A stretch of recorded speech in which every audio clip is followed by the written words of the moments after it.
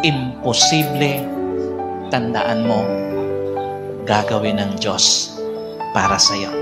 Kahit parang imposible para sa kabuhayan mo, para sa relasyon mo, para sa pangarap mo, para sa kalusugan mo, gagawin ng Diyos.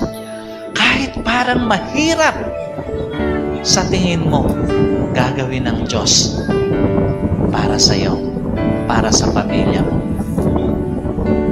This morning, maniwala ka, walang hindi kayang gawin ang Diyos para sa iyo.